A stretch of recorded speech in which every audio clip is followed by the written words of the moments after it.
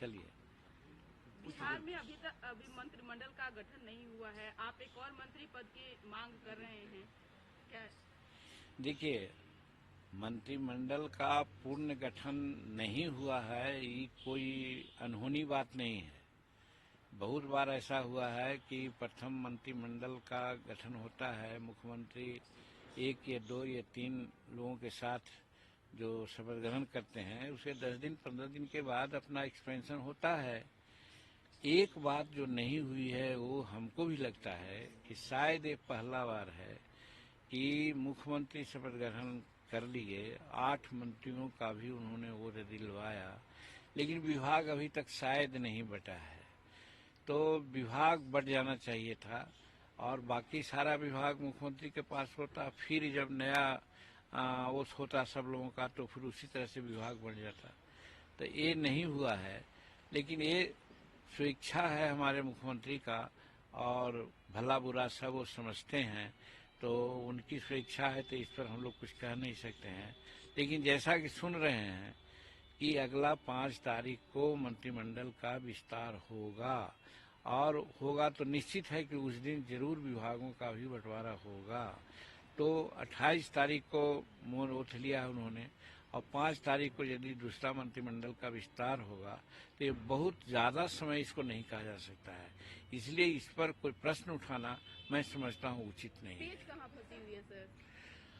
पेच फंसने की बात नहीं है, कुछ सुविधा असुविधा की बात है। जैसे सुना था कि पहले ही हो जाता, लेकिन राज्यपाल महोदय कहीं बाहर जा रहे हैं और आपने देखा है कि 10 तारीख से पहले विधानसभा की बात आई थी, तो निश्चित होता कि पहले मंत्रिमंडल विस्तार हो जाता।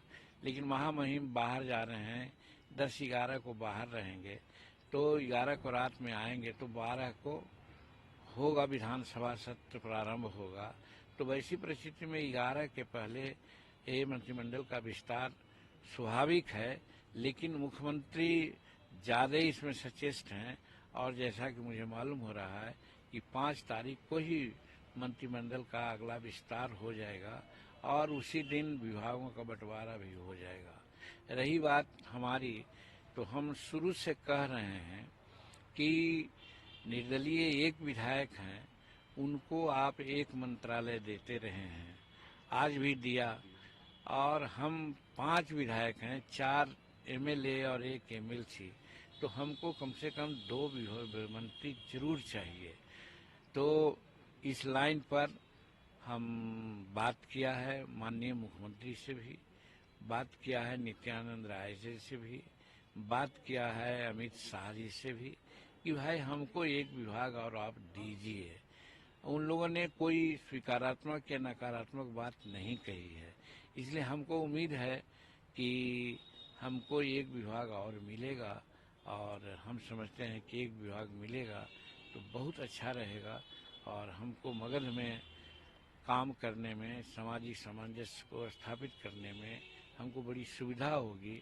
इसलिए हम एक विभाग और मांग रहे हैं। स्पीकर अभी तक इस्तीफा नहीं दिए हैं, बात आ रही है कि तेजस्वी ने एक बात कही थी कि खेला अभी बाकी है, तो क्या लग रहा है कि विधानसभा सत्र के दौरान कुछ ऐसा करने जा रहा है? देखिए, अब कोई अस्पष्टता की बात रहती तो तेजस्वी जी वैसा कहते तो उस पर विचार हो सकता था, लेकिन अस्पष्टता की बात नहीं है। 128 एमएलए एनडीए के साथ हैं। जो हम लोग बैठक किया था 28 तारीख को, उसमें सभी लोग आए थे, सभी लोगों ने हाथ उठा करके समर्थन किया था। तो इसी पर महामहिम राज्यपाल ने भी कोई समय लेने का बजाय जो कहा गया इधर से उस बात को मान लिए और ओथ भी करवा दिए। तो तेजस्वी प्रसाद चूंकि विरोध में हैं, तो उनको विरोध की बात तो कहनी ही है। जैसे कोई अखाड़ा में चुनाव पहलवान लड़ जाता है तो फिर ताल ठोकता है, कहता है अबरी आ जाओ हम पटक देंगे, तो वही बात हो सकती है। तो वो कह रहे हैं, विरोधी दल के लोग हो गए तो उनका कहना है, लेकिन सच्चाई यही है कि एनडीए के साथ 128 एमएलए हैं, किसी भी प्रकार से यहाँ टूट की बात नहीं है। और हिंदुस्तानी अवाम मोर्चा सेकुलर के 4 एमएलए और 1 एमएलसी पर चट्टान की तरह एनडीए के साथ खड़ा है।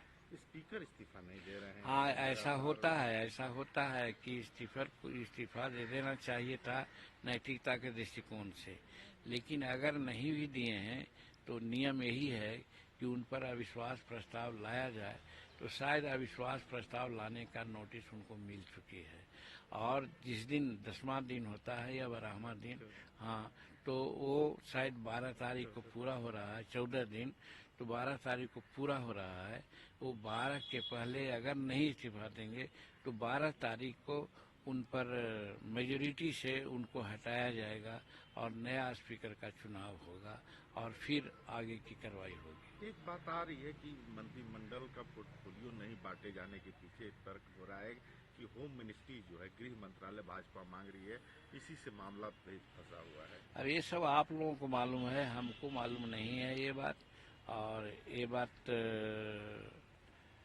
ऐसा परंपरा की बात अगर हम देखते हैं तो हम 44 साल से विधायक और मंत्री रहे हैं, और प्रायः देखते हैं बिहार में, अलग राज्यों में कुछ होता है ऐसा कि गृह मंत्रालय मुख्यमंत्री के अलावा किसी को मिलता है, लेकिन बिहार में गृह मंत्रालय प्रायः मुख्यमंत्री के साथ रहता है।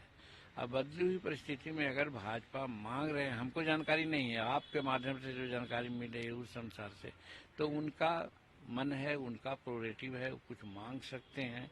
तो हम समझते हैं आपस में बैठ करके वो लोग तय कर लेंगे और आगे का रास्ता प्रशस्त करेंगे।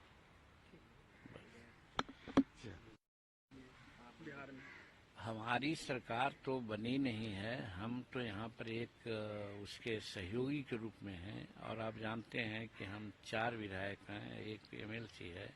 लेकिन आज भी हम कहते हैं कि जो यहाँ पर शराबबंदी का नियम लिया गया था, कानून बनाया गया था, उसमें सबों की संपत्ति थी, सब सहमत थे, और वही सहमति के बल पर आज कह रहे हैं कि हम शराबबंदी लागू किए हुए हैं। लेकिन शराबबंदी जो लागू हुआ है या उसमें जो कार्रवाई हो रही है, उससे हम सहमत नहीं हैं। उसमें ऐसा हो रहा है कि गरीब तबके के लोग अगर 250 मिलीलीटर शराब पिए हुए पकड़ा जाते हैं तो उनके मुंह में ब्रेथ नाजायज लगता है, क्योंकि वो बाहर में पीते हैं, घर जानते हैं, रास्ता में सबको पकड़ लेता है। तो लेकिन दूसरे तरफ देखते हैं कि 10 बजे रात के बाद बड़े बड़े अफसर हैं, चाहे जुडिशियल हो, चाहे सिविल हो, चाहे पुलिस हो, एमएलए हैं, मंत्री हैं, वे सब अकेले नहीं अपने परिवार के साथ दारू पीते हैं। पकड़ना चाहिए वहाँ, लेकिन वहाँ पर आज तक कोई कार्रवाई नहीं हुई है। मैं समझता हूँ कि कार्रवाई वहाँ भी होनी चाहिए, और नहीं तो फिर यहाँ जो करते हैं गरीबों के साथ करते हैं तो उसके साथ अन्याय होता है। वो कमा करके आते हैं, कुछ थकान मिटान के लिए ले लेते हैं और उनको मुठ में ब्रेथनाइजर लगाते हैं, उनको जेल भेज देते हैं, तो आगे कमाने वाला आदमी उसको कोई नहीं, उसके परिवार भूखे मरते हैं। ऐसी स्थिति में मेरे समझ से गुजरात मॉडल बहुत सफिशिएंट है। महात्मा गांधी का जन्म स्थान है, और शराबबंदी का नारा सबसे पहले गुजरात से दिया गया है, और गुजरात में आज जिसको आवश्यकता है परमिट के आधार पर अपना लेते हैं, रसीद कटाते हैं और कंज्यूम करते हैं, तो वो व्यवस्था होनी चाहिए। और हम तो यहाँ तक करते हैं, एक ग्रीन फील्ड नाम करके कुछ संस्था बनी है, इसका क्या नाम है, वो 13 किलोमीटर में या 26 किलोमीटर में बनी है, और वहाँ बाहर के लोग काम करते हैं, व्यापार से संबंधित होते हैं, वहाँ पर एकदम फ्री कर दिया गया है। वो सब लोग पीते हैं और बाहर के लोगों को बुला कर पिलाते हैं, यहाँ पर इन्वेस्ट करते हैं, इंडस्ट्री बढ़ता है, और जो अनएम्प्लॉयड लोग हैं उनको नौकरी मिलती है, नियोजन मिल जाता है। तो मेरा कहने का मतलब कि अति सर्वत्र विरजेत, चादर को उतना ही तानना चाहिए जितना में चादर फटे नहीं। आज सीमा से बाहर होकर के लोग शराबबंदी की बात कर रहे हैं, और इसमें हमारा तंत्र, जो पुलिस तंत्र है, आधा तंत्र इसी में लगा हुआ है, जिसके चलते लॉ एंड ऑर्डर भी खराब हो जा रहा है। दूसरे क्षेत्रों में लोग नहीं देख पा रहे हैं, इसलिए हम इनके पार्टनर और इनके साथ रहने वाले शुभाकांक्षी हैं। इसलिए कहना चाहते हैं कि इस पर विचार करना चाहिए, और अगर हो सके तो गुजरात मॉडल लागू करना चाहिए, तो सबको फायदा होगा और राज्य को भी आर्थिक फायदा होगा। गरीब को भी जो फायदा नहीं हो रहा है, 100 रुपये का चीज 500 रुपये में पी रहा है, और दूसरी बात विषैला शराब उनको मिल रही है जिसके चलते जाने जा रही है, तो इससे भी हम छुटकारा पा जाएंगे। हर हालत में इस शराब नीति की समीक्षा करनी चाहिए। हमको विश्वास है कि नीतीश कुमार बदली हुई परिस्थिति में जरूर समीक्षा करेंगे ताकि किसी को कोई दिक्कत नहीं हो। सरकार में है सर, मांग करेंगे आप? अरे आपसे बोल रहे हैं तो मांगे न कर रहे हैं जी, अब बातें न बोल रहे हैं। आपसे मिलने का मतलब, बात करने का मतलब, ये तो पब्लिक डोमेन है। आप मत छापिएगा, नहीं दीजिएगा तो एक अलग बात है।